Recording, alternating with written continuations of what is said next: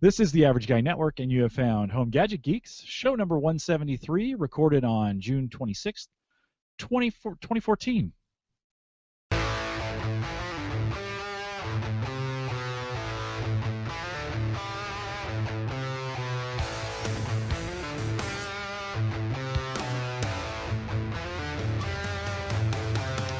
Here on Home Gadget Geeks, we cover all your favorite tech gadgets that find their way into your home. News, reviews, product updates, and conversation, all for the average tech guy. I'm your host, Jim Collison, broadcasting live from the AverageGuy.tv studios here in a beautiful Bellevue, Nebraska. And for whatever reason, in the last 2 minutes, I can't talk anymore. But we post the show notes, world-class show notes, we say, out at the AverageGuy.tv. If you have questions, comments, or contributions, you can contact the show. Send me an email. Jim at theaverageguy.tv. You can track me down on Twitter at jcollison, or now you can call in those questions to our Google Voice number 402-478-8450. Again, if you're driving, don't take that down, but come back and listen to it. 402-478-8450. Call in those questions, and if it's appropriate, we'll play it. And you can crank call us if you want, but we'll play it right here on the program. And now Home Gadget Geeks is a part of the Geeks Network. And Dave, Dave McCabe, if you're listening to this, go out and change that front page to the Geeks Network.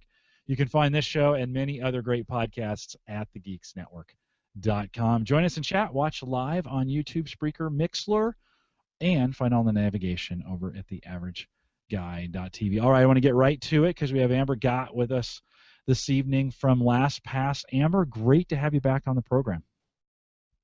Thanks so much, Jim. It's great to be back. Yeah, let's catch up with you a little bit. I'll tell the regulars who listen, I got a bunch of announcements. We're going to throw those at the very end, including a brand new site that we just launched last weekend. And so hang tight if you're a regular listener on the podcast. Stay till the very end. I got a bunch of stuff that we want to cover there. But Amber, we want to catch up with you a little bit. You might now hold the record of the longest running company that will put their rep on. We've done it 3 times now here on Home Gadget Geeks. Thank you again for coming out, always being willing to be a part of what we do. But let's catch up with you a little bit. We see from behind the scenes things have changed a little bit for you. What's going on there at LastPass? They have. We moved into a new space about a month ago, so you can see behind me are what we call our call booths. They are just glass enclosed spaces where you can jump in for a quick meeting or take a quick call. But the walls have also been painted red, so red is our LastPass color, and so we've used it a lot in our new space. We've personalized it, for our brand.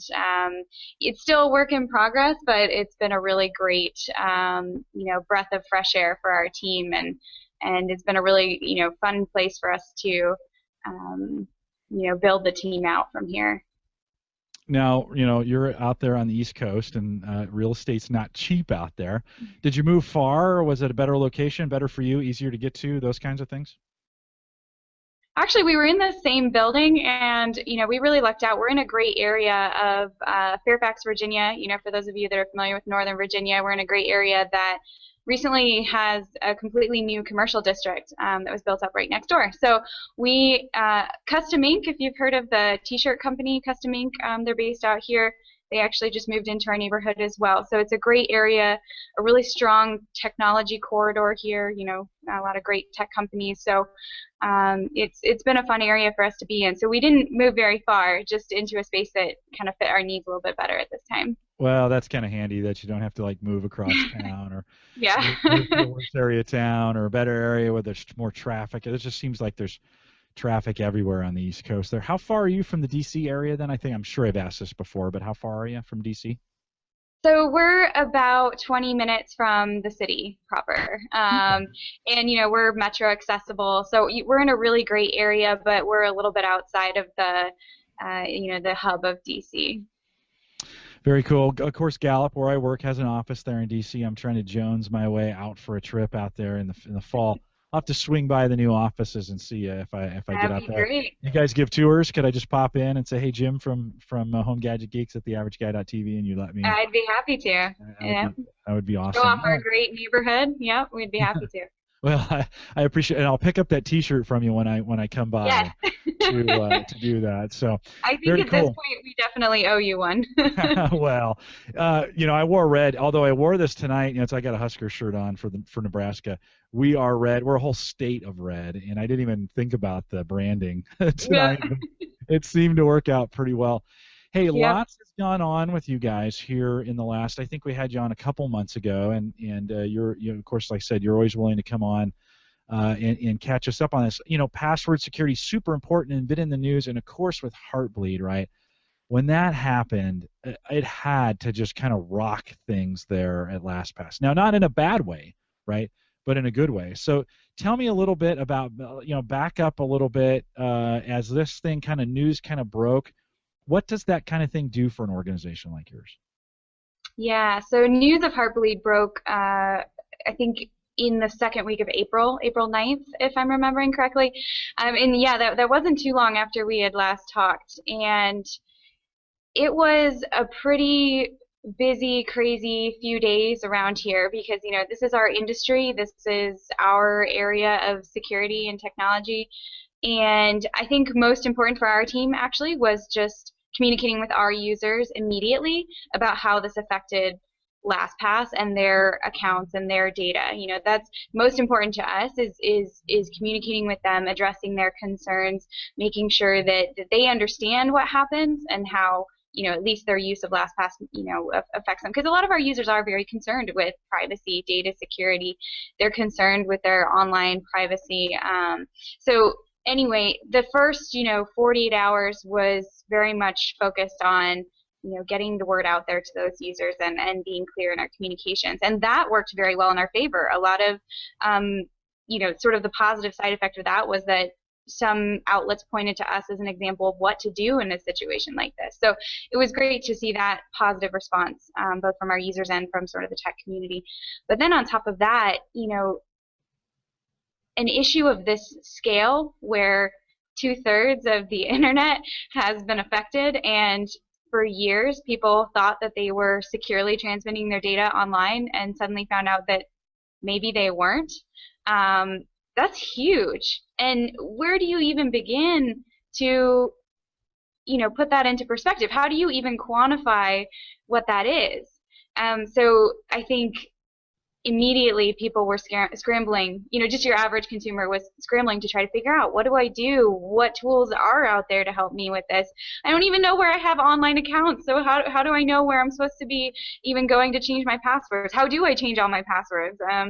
Where are all my passwords? So, people are struggling with all these things, and this is what we started seeing, on social media. We started seeing it being discussed in the news, and the great thing was password managers were thrown out there very early on by tech experts. And LastPass, we have done a really good job of building up our brand and our product in the last few years. So we were also top of mind as these conversations were going on. So actually, it ended up being a really good situation for us because on the one hand, we handled it well for our users, and then on the other hand, here we are being sort of offered as a solution. And I don't know if you saw it yourself, but we built a Heartbleed checker tool. So within the first few days of hearing this news, we thought, okay, we also want to educate our users on what this is and what they can do.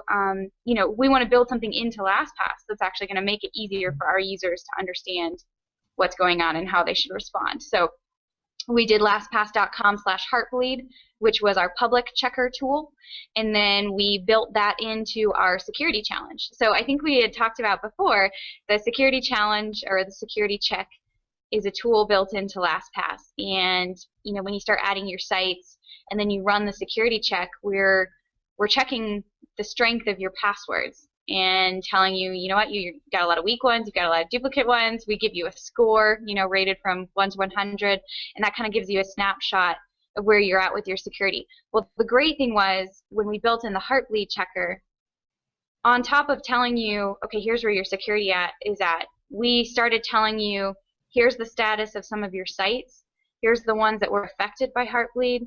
It's now safe for you to go update your passwords at those sites. So we really tried to make it clear for our users, here's how you've been affected, here's what action you should take, and and please go do it now. Use LastPass to generate a new password. So there were all these sort of, aspects of that situation, of the Heartbleed situation. It was a really, it was a great experience for us. Ultimately, in the end, it's terrible that it happened. It's terrible that, and there was another series of OpenSSL issues that just came out, and then a couple weeks ago. So it's unfortunate that a lot of these things are happening, but it does put security top of mind for people.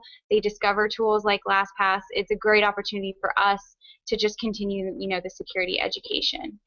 Amber, is the checker tool still up and running? Is that something you're kind of just going to leave up for a while so folks can continue to check the services they have? And for people who don't know, it automatically, so if you have saved a site and a password into your vault, and it automatically will check that site to see if it had a vulnerability and if it's been updated since then.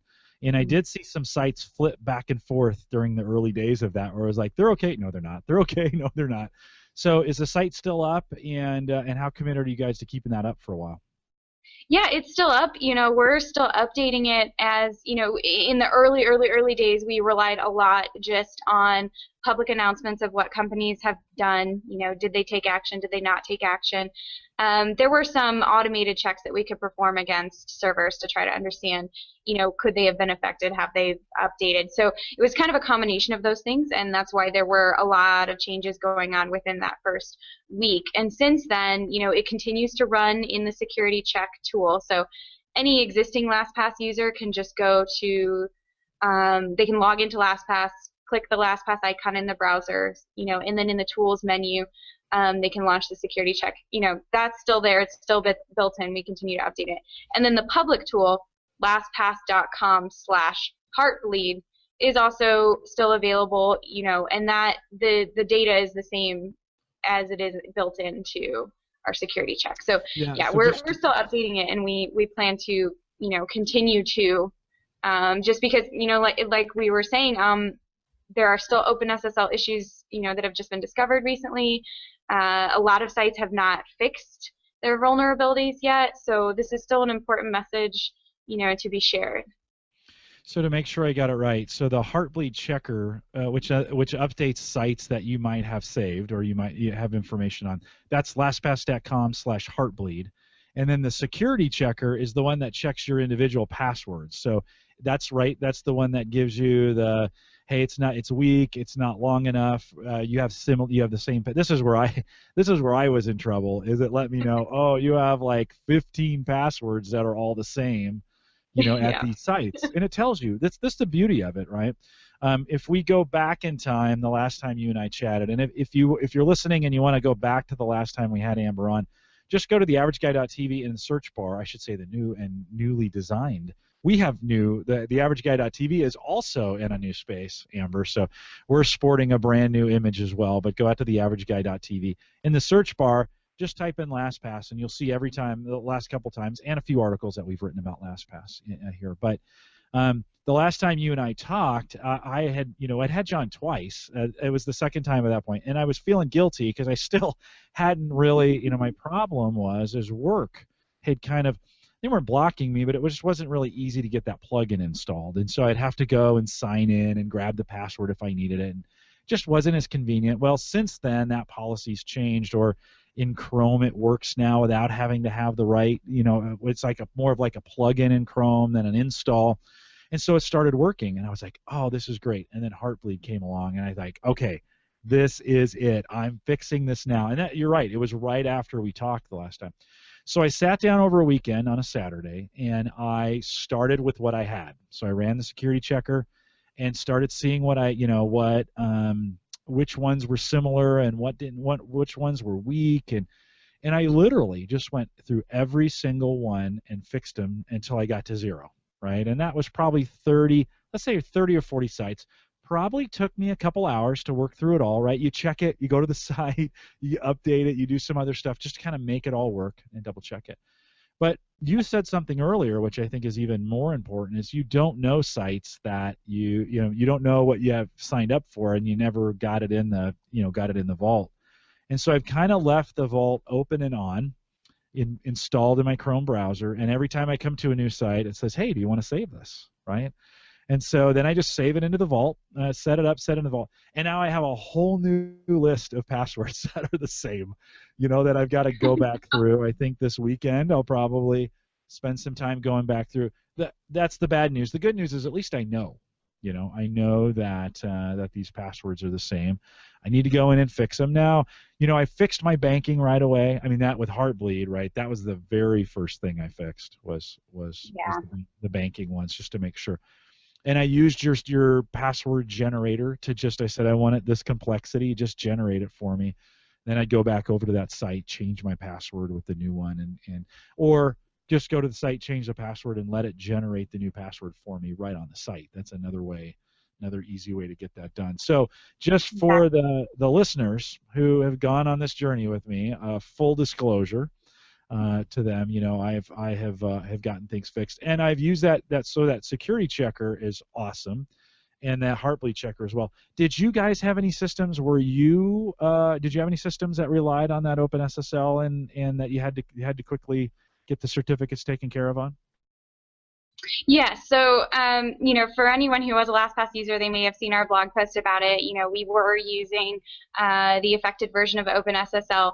The difference with LastPass, and I know this can be, it gets technical, but the difference with LastPass is that we don't rely just on OpenSSL. We didn't rely just on an SSL connection to encrypt user data. There's a lot of encryption taking place locally on the user's device before anything is ever, hitting the internet, being sent over, to LastPass. So the difference with us is that everything critical to the encryption of a user's account is happening before it's being transmitted. So yes, we were affected by the bug. We patched our servers immediately. We updated our servers. The software on our servers. We took all the recommended actions, reissued our certificates, and we did that within hours of the news breaking. And then our focus was on getting that news out to our users and making sure that they understood that their data was safe because of our security model. And do you guys is your hardware on premise, or is it off-site somewhere secure in a secure location, like you got to have a letter from the president to get into or something like that? Well, I don't know about that. That would be pretty cool, but it is in a secure data center off-site. Yeah. And so let's walk through real quick, because even though we've talked about this each time, I get new listeners all the time, and this is the average guy network, and so we like to kind of talk to the average tech guy in here who may not know all the necessarily ins and outs. In the time that between the last time we talked and now, we've actually started a big data and cybersecurity podcast. That's all we focus on. It's called Cyber Frontiers, and the Christian Johnson, one of the hosts of this show, has moved over to that one. He's a cybersecurity student at the University of Maryland in the ACES program there, not far from you, there at the University of Maryland. And so we've taken most of that geeky, hardcore security talk and we've moved it over to Cyber Frontiers. But I think one of the biggest questions, Amber, that most people have on that, and I guess I've actually been a little confused in the past about it, is so am I giving my password to you, right? When I create new passwords, because people say to me all the time, when this Heartbleed came up, I said, yeah, you should be using something like LastPass. I've said that like a million times over the last couple of weeks to people, and they say, well, that just puts all my passwords in one place, and then they have them. What if they get hacked, or what if the NSA decides to take over? That's been another big issue, right? If the NSA decides to go and my password. So do you have my password? I mean, is that on your server somewhere? Can you see what I'm setting up, and how does that work? So, and actually our CEO has done some really great interviews answering these questions. So I definitely, recommend people go check out some of the write-ups that have been done about him, just because he's great at communicating these things. But essentially, we never have your master password. And your master password is a key component to the encryption, the unique encryption of your account. And so when you're setting up your account, locally, a whole bunch of really, complex cryptographic functions are running on your computer generated based off of, in part, the master password that you create with your account. And so what happens is after all those processes take place locally, then data is sent to LastPass, but it's already encrypted. So essentially all we ever have is gobbledygook. So, do we hold your data for you? Yes. But it's like giving us a steel box that you've already locked, and then you're hanging on to the key, and it's really, really, really, really, really hard to get into that box. And even if you do, then it's gobbledygook. So there's layers there on our end, with the data that we receive. So essentially, it boils down to we don't have your master password, so we can't decrypt the data that sits on our end. Yeah, so it gets encrypted locally, sends that off, right? It's always in a local, and I'm not even, are my passwords stored like in the clear locally here on my, so I have this plugin that I'm installing, and Yep. Are those passwords in there in the clear? I mean, if someone hacked my browser, would they be able to see those as well? No, so what's happening is, yes, there is a local cache stored of your data, but what's happening is that that's also encrypted locally. That's stored in an encrypted format locally. The event of you logging in locally, we're performing a check locally. And so when you log in and you enter the correct master password, it means all the pieces are lining up, and LastPass says everything that we're reading about what's happening right now is A-OK. This master password is correct, and everything then is decrypted. So it's only on that login event, only with the correct master password, and then of course with the correct multi-factor authentication if you're using that as a second login step. Only on that event is your data decrypted and accessible locally. Yeah, and I've even got to put my password in again a second time. If I ever want to see my password in the clear, it makes me put that password in one more time, right? To master password reprompt. Yeah, to decrypt it. And it is a lot of password. I mean, it is a lot of typing at times, right? But I think in this era of security, you're just going to have to kind of get used to the idea. You're going to, you need to memorize some string, a string of information that's not your name or some of those kinds of things. That becomes that master password. And so they're even hashed locally, right? I can't, if someone were to hack in local here, they would need to know my username and password to be able to see those. You mentioned two-factor. I was just out on the site recently, and there's a whole bunch of ways to do two-factor now. It seems like, did you add some? I mean, it seems like more than the last time I looked. And so because two-factor, it was funny because before the show today, my wife Sarah was like, she had gotten a message from my nephew, and he was asking he's a security and Army security guy, and he was asking something about passwords, and she said, so she was asking me the question. I said, actually, we're going to have Amber from LastPass on tonight. You should listen.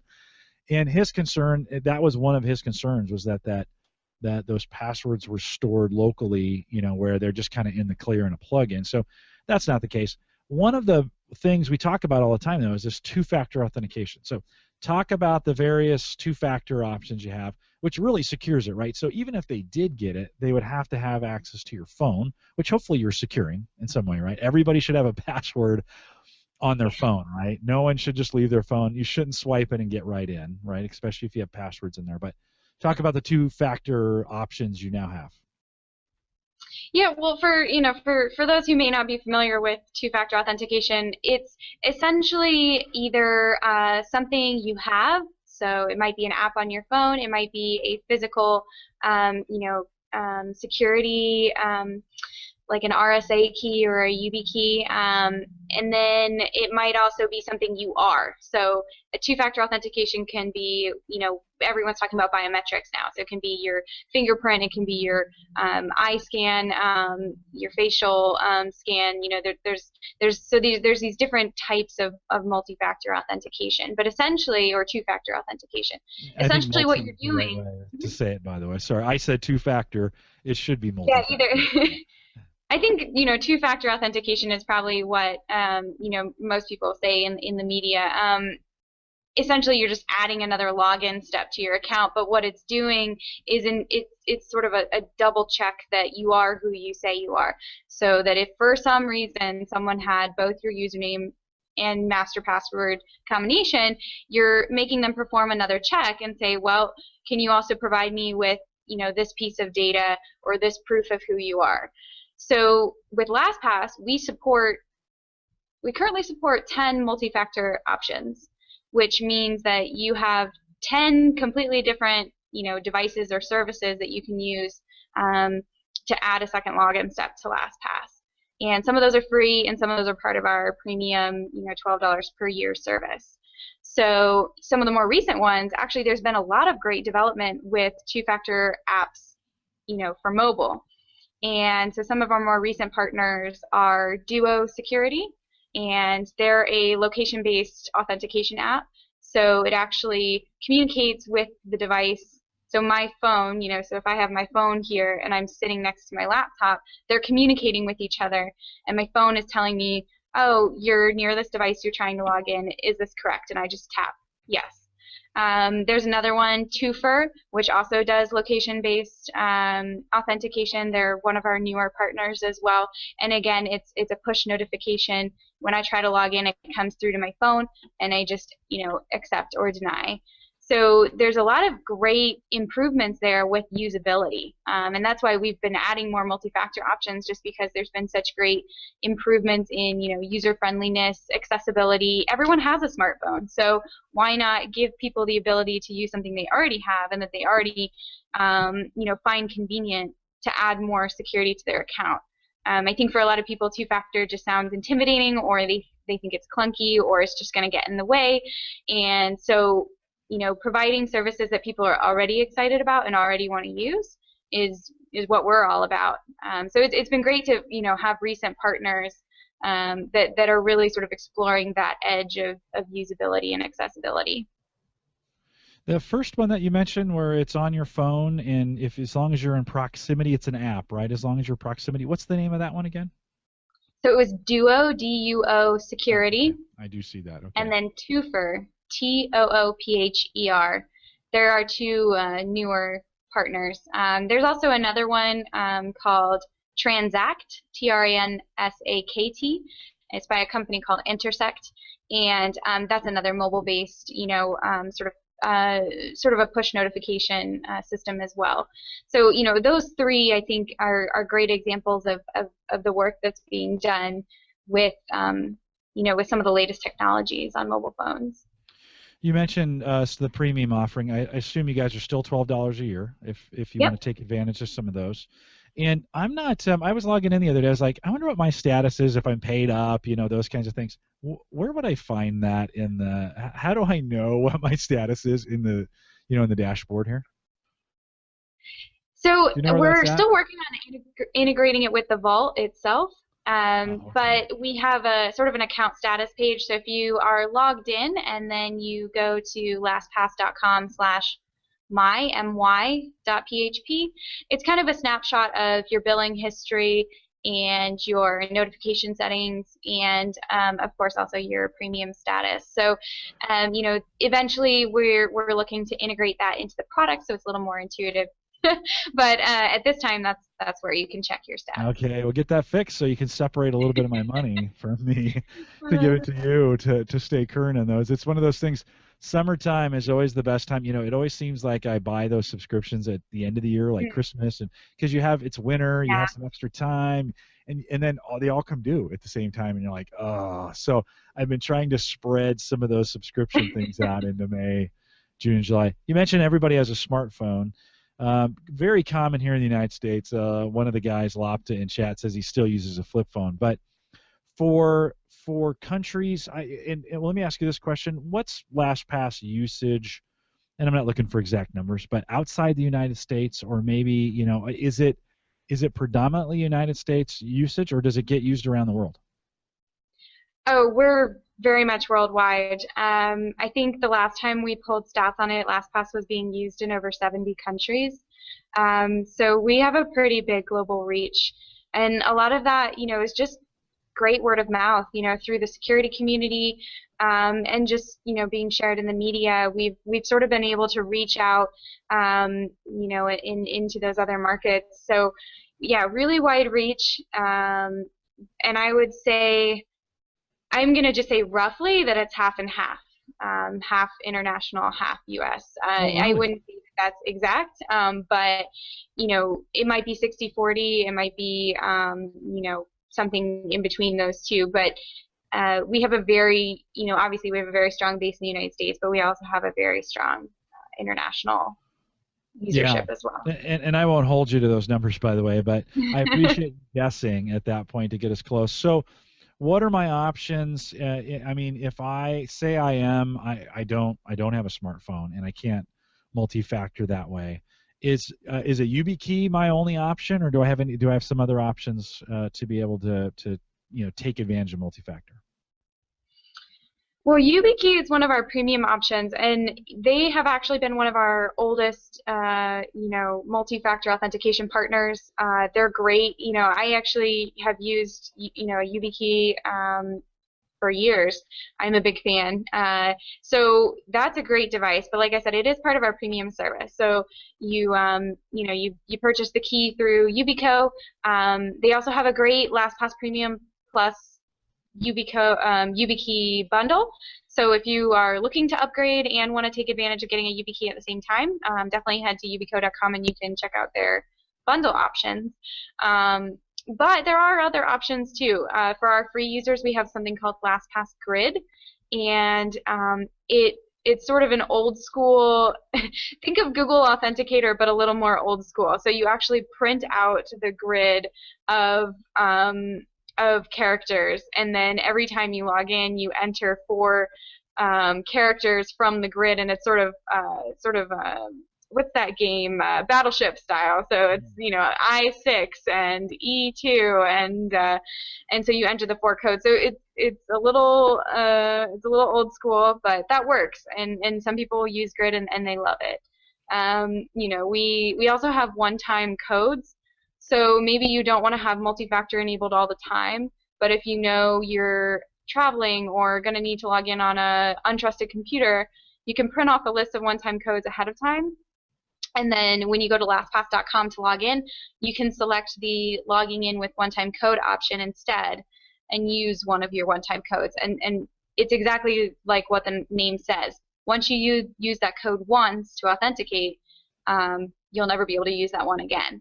So, there are a bunch of options, and like you said, if you go to LastPass.com and sort of click through to our multi-factor options, you'll see there's a really great list, and you can dig into the features of each one. Yeah. And we believe really strongly in multi-factor, so I'll just reiterate, it's free. There are free options and there are premium options because we want to make sure that everyone has access to it. Yeah, and even at $12 a year, $1 a month, that's pretty reasonable to be able to get access to, a lot of the premium options that are there. But I understand not everybody can afford that, so it's great that you guys make some free multi-factor options. Couple things I also noticed that I don't think we talked about the last time. There's a section in the settings that talk about mobile devices, and you actually track every mobile device that comes in and accesses the account.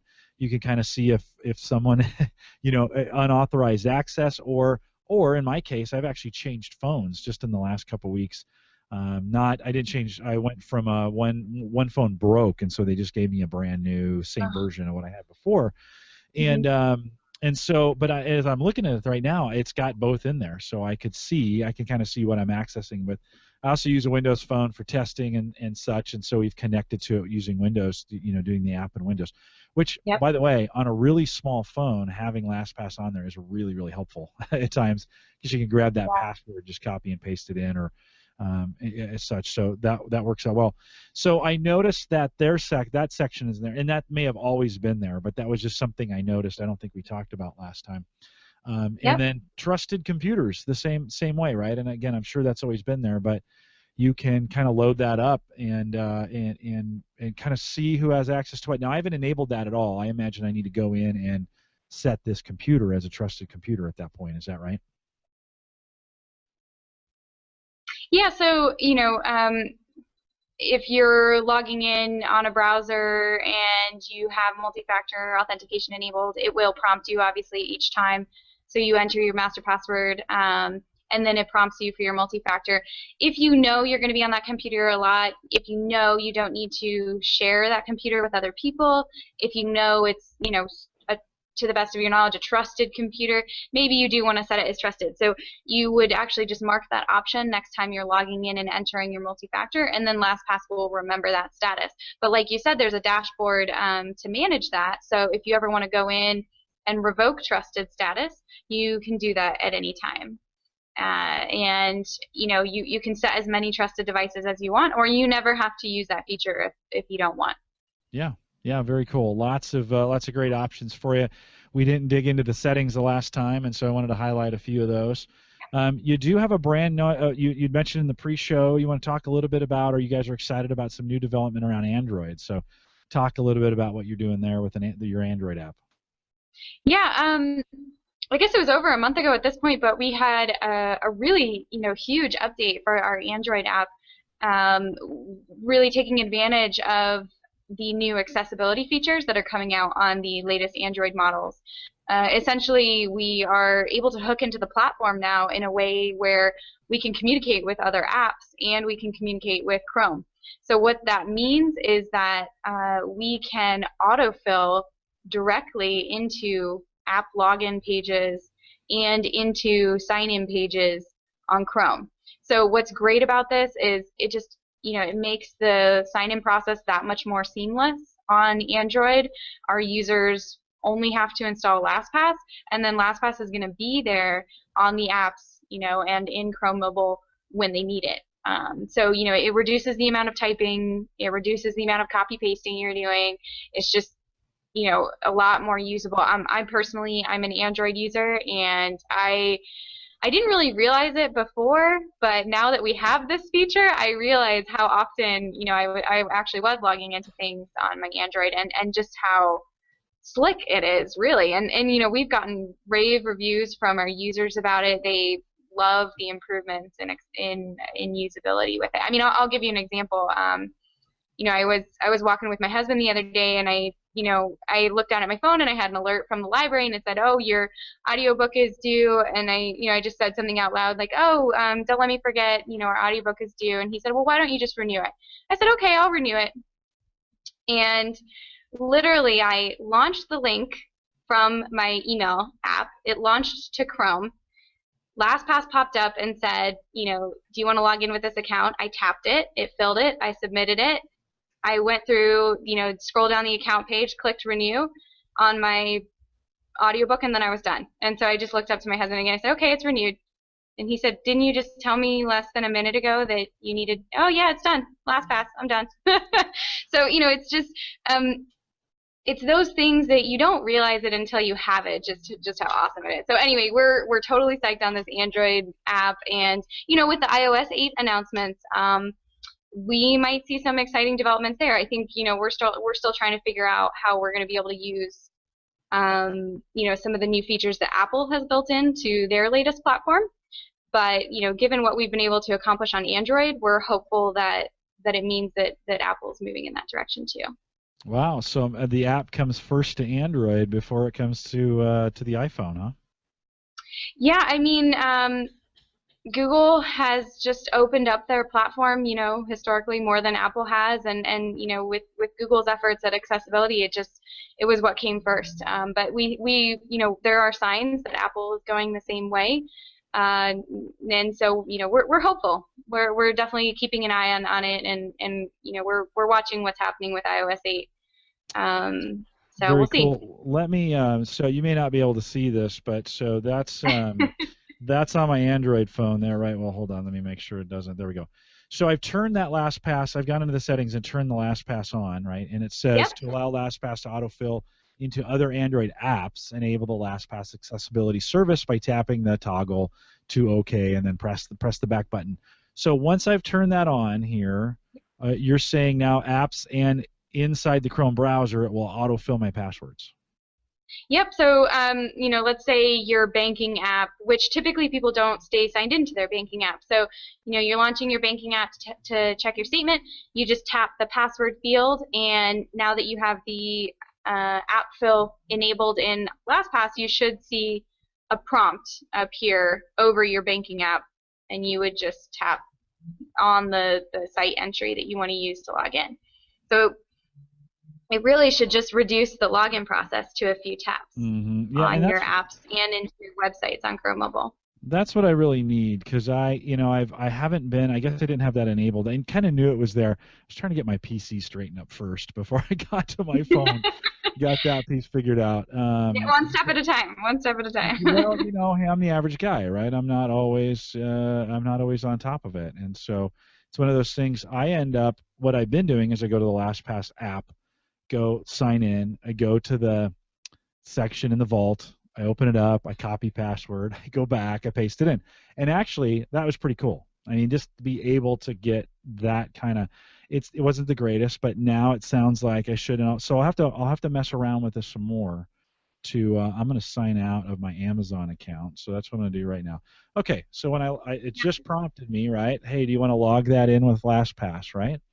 That's Yep. the screen. If you can see that, so I'm going to click OK when I did that, and I think so. Do I need to refresh at this point to get that to autofill? Maybe Amazon is weird at this point. Oh, you can't see that at this point. Oh, there we go. Okay, so then I click on the sign in box and it says fill with LastPass, right? Now you can't see it.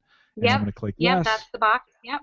And then it says touch go, or the return on your keyboard. So I'm gonna put go, and again you can't see it, but it just good thing because it's my password's there. You couldn't see it anyways. And then I'll hit sign in, and voila, I'm in Amazon. So very cool. Yep. That's great. Because now did that used to work? It seemed like when I go into LastPass, the app on Android, there was a browser there, right? In this Yes. section here, and I could always browse in here, right? But this isn't Chrome. What is this? What browser is this that I'm looking at here? It's actually built on the Chrome API. It's just built into LastPass. So you're right. When we first launched the app, the platform was a little more locked down, so we couldn't communicate with the other browsers. We couldn't communicate with the other apps. So we built in a browser, and that lets you launch your sites within the LastPass app, and that's where we can fill them, for you automatically. So now, obviously this gives our users a choice, and it's sort of an improved workflow. And it'll also work on the apps as well. So if I'm in my Facebook app on here, will it also pick up that password as well? Yep, so if you were on the login page for your Facebook app and you just tapped in the password field, you should see that same LastPass sort of overlay that you were seeing on the Amazon login. That's dynamite. You just like changed my life, Amber, right here. You just changed it in one fell swoop, because we laugh about this, and the guys that listen to the show, they're all tech, right? And they're like, Collison, you're an idiot. How long does it take you to get this figured out? But I do. I mean, I kind of emulate the average person, right? I mean, it's just like not everybody sat down and figured all this, has kind of figured this all out. And so here I am on Facebook, and it says, do you want to use this account? And I already have that set up in my vault, and I'm going to say yes. And when I go to the password, it's going to fill that in for me. And then I'm going to log in, and voila, you're in. Yeah, very cool. Well, awesome. That makes Yeah. my Android phone even better. Yeah. Yeah, I'm pretty excited about it. I think this is one of the coolest things, that we've done lately, and like I said, we've gotten really great feedback from our users on it, so we're really excited.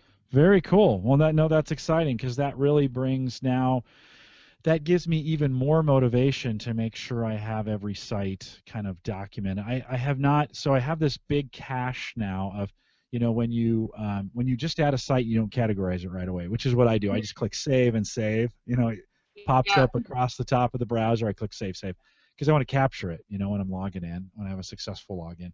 And so I probably now have, let me scroll through this. Oh, I don't know, 30 or so sites now that I haven't identified, and I haven't categorized yet, right? They're still in the vault, they still work, all those things, but I think like all my Google accounts, I've got Chatwing and Charbit and Copy and CrashPlan and Fitbit and Grooveshark. I mean, it's amazing how many things you sign up for. I guess that's the when you start keeping track of all this. On the Android side, Yeah. if I sign up for a new account, will it also prompt me like it does on the PC to save it once I set it up? I actually can't remember off the top of my Okay. head. I guess because I haven't created any new sites recently on my Android, so I'm not sure. But Okay. I'd be happy to double check and Yeah. follow up with I'll that. check it out. That's just super handy, right? Especially if I don't create a lot of new accounts on my phone. I create most of those accounts on the PC, and then I use Right. them I use them on the phone. So it's just great to capture it and to be able to get all those. And then I realized, wow, after I spent that weekend putting all these together, I thought, oh, okay, I got most of them. I mean, I got my banking and the blogs and some cloud storage sites and email and some of those things and online stores that you've accessed. I mean, you just don't realize how much you have. And so I'm going to do my security check. You were talking about that, and I'm going to get my score. We're going to do this live. Let's see. I won't broadcast it to the world just in case it's really bad. Oh, wait, hold on. I need to put in my master password. But yeah, I think exactly what you're saying is what I think it's what people only start realizing after they start using a tool like LastPass. A lot of people will say, "Oh, I only have 10 online accounts, and they're not really that important." And so you hear that a lot. But when you start using a tool and then you really start keeping track, you realize how many you have, and then I think it also starts to bring home the message of, okay, maybe I actually need to take care of my digital life. Maybe I actually need to treat it a little bit like I would treat my offline life. You don't leave your car unlocked, and you don't, use flimsy locks for your home, your door to your home. So you really should be treating your digital life the same way. Yeah, no, right on. You're speaking the truth. So I'm running the security check real quick, and we'll wrap it with the security check. And hang tight. I've got a few announcements, and then I want you to do a tip for me. But Sure. I'm doing the LastPass security challenge right now, and so it says this is a little scary. It says the following email addresses are associated with sites in your LastPass vault. I have 10 email addresses in there, right? I mean, it's like, first of all, wow. So this is a really helpful if you want to know all the email addresses you're using, because I think sometimes we create them, we don't know we have them, they get old, right? Whatever. Another good reason to use this because it can Hmm. track that. So I'm going to click OK. Unbearingly, I'm going to click OK and throw that out. And it says, hey, great news. Usernames you selected have been tested and have not been involved in any known security breaches.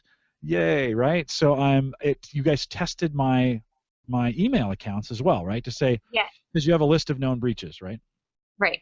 So what we did right there is we locally we checked your email against databases of known breaches. So we actually partnered with a great service called Pwned List, and they're the ones that curate these lists of breached accounts. And so then we check and see, okay, was your email address floating out there somewhere from the I'm trying to think of some of the hacks that would have been on that list. The Adobe hack or the Adobe hack was a little while ago, but that was lots and lots of Lots accounts. of, no, there's been tons. It seems like every other week there's someone saying, "Oh, your emails are out there. Your emails," much like my social security number that's already out there. The email addresses are out there as well. So what's great about that is I've used those sites that you've talked about. I think Hacked My Email or something. There's those sites like that where you can put in your email address. The good news is here is you automate that for me, so I get all those emails one shot checked at one time, which is great. And then Yep. my score isn't great, Amber. I am going to commit to reporting back to you. It's a 61. I had it up to like a 90, I think a 97 before I added all those other email addresses or those accounts. So it's down to 62%. I am in the, let's see, 1, 2, 3. I'm in the 273,995th percentile. So not particularly good, but and then there's some recommendations, and this is what you were talking about. There's a section there that says because of the Heartbleed OpenSSL bug, a number of sites were vulnerable to attack. you have a list of those sites that I've listed there as well. And in this case, let's see, there's about 10 of them. The first 7 say I'm safe. Archive.org says wait at this point, so they must not have updated their certificates as of yet. And then if this then that, and SoundCloud says go update. So I need to go and now that I've said that publicly, I should probably go out there and update my passwords for both those. Yep. Although I'm not too worried about either one of those accounts, but to get in there, and you even have a last cert update in there as well. And you tell me the age of my password, which is really helpful, right? I see 2 months ago is when I changed the password originally. I changed all of them, and then I waited. Some things have been discovered since then, so super helpful. So a total of 91 sites. I never would have thought that I had 91, and I know I have more. I know there's still probably a handful out there, but 91. Yeah. So I've got some work to do. 26. Ooh, I shouldn't say this. I have 26 sites with the same password. So I'm going to have to work over the next couple weeks, or maybe this weekend, to regenerate some of those passwords and get those things changed. Amber, thanks for taking a second. Really nice walkthrough. I appreciate. I'm sure you talk about this all the time, but I'm thankful that you're patient with me as we walk through these issues. I know these guys love to hear this kind of stuff, and of course, lots of security talk and all the things that we're doing. But thanks for taking a few minutes to come on and talk about it. Appreciate it. Yeah, thanks, Jim. I mean, this is my favorite part. I communicate online with a lot of our users. I do a lot of e-communication, but actually getting to talk about it, and interact with people who are interested, it's fun. So I appreciate you inviting me back and giving me a chance to, talk about different areas of LastPass and password management and what we're all about. Yeah, no, it's great to see the new place as well. We get a great view of what's going on behind you, so nice job of setting that up. A little bit of what's going on, yep. Yeah, and then are you behind at LastPass, and do you have your own Twitter if anybody had questions? What's the best way for folks to get in contact with you if they have a question? I actually am currently I'm managing at LastPass. We also have an active support channel on Twitter, so at LastPass Help. So anyone is welcome to, tweet at us. We're on Facebook. We're pretty much all over social, Google+, LinkedIn, all those good things. But, anyone's always welcome to shoot me an email as well. I'm amber@lastpass.com.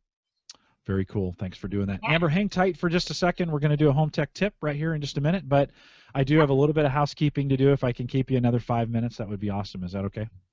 Yep. All right, very cool. All right, this is going to be the lightning round of things that are going on here with the podcast and with the network. Some of you noticed when you came here tonight, brand new site. So Christian and I put some time in. It had been a while, maybe a year and a half, 2 years since we put the site together, and completely changed it this last weekend. I've been actually working on that since last January. Got everything put together, some new branding, some new logos, new layout. So if you haven't been out to the site, if you're listening live, you're there right now. So you can give me some feedback in chat. But brand new site, go out to theaverageguy.tv. All the podcasts now are very accessible right on the front page. We have them laid out in a grid, and you can just kind of get to them. Wanted to find a better way to display the 6 or so podcasts that we put on the network every single week, or not quite every single week, but most weeks. And so that is a brand new layout. Love your feedback on it as well. I mentioned last week Home Server Show meetup in Indianapolis. Amber, if you're going to be out in Indianapolis around September 20th, we'd love to have you come out and join us for the Home Server Show meetup. It's too bad it's so far from DC to Indianapolis, right? And it's not close enough to drive, but it's a little far, yeah. That, indeed. I make the trek, but that's only because I help run the thing. So Omaha to Indianapolis, about 10 hours, and so it's a little jaunt to get there, but we get it done.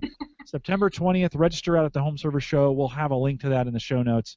And we talked about that last week, but we'd love to have you join us September 20th in Indianapolis. Cyber Frontiers, I mentioned that at the front of the show. It's up and running. Christian's actually lining up some big guests for the summer, and lots of good security talk. And so if you want to get deep in the weeds with what's going on with cybersecurity and big data going on right now, we will do Cyber Frontiers 5, probably too late by the time you're listening to this, so it's already recorded for you and out at theaverageguy.tv, but we'll be doing that this Saturday night, 4 p.m. Central, 5 Eastern, right here at theaverageguy.tv/live. Christian, and we'll have a very special guest coming out as well.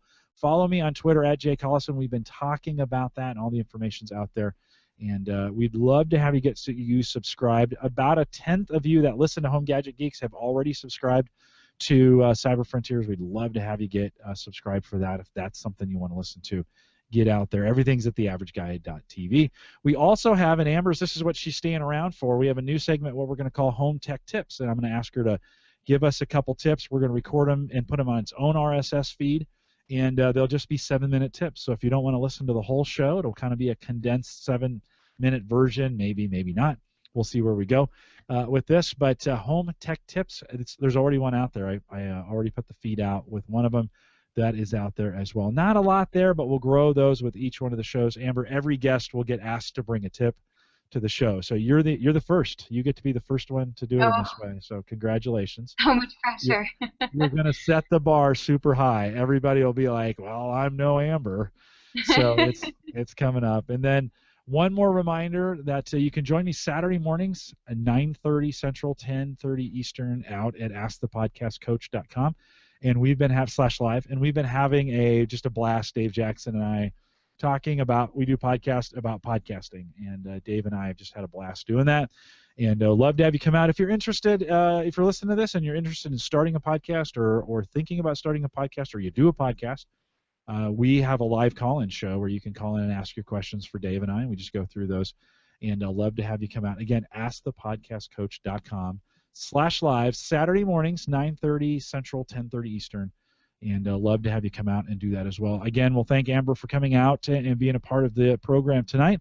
We will do this again next Thursday, and we're lining up some things. We've got actually some fun podcasts coming up where it just won't be so techy. It's kind of be a little fun. I'll leave that as a surprise as to what's coming up. But we got lots of good stuff coming through the summer. It will be the 4th of July here in the United States next Friday. We'll still podcast on that Thursday night, and I'll be on vacation 2 weeks after that. So hang tight. Watch me on Twitter for everything that's going up. We want to say thanks for coming out tonight. We'll do it all again next Thursday and out here at theaverageguy.tv. Thanks for coming out, everybody. Appreciate it.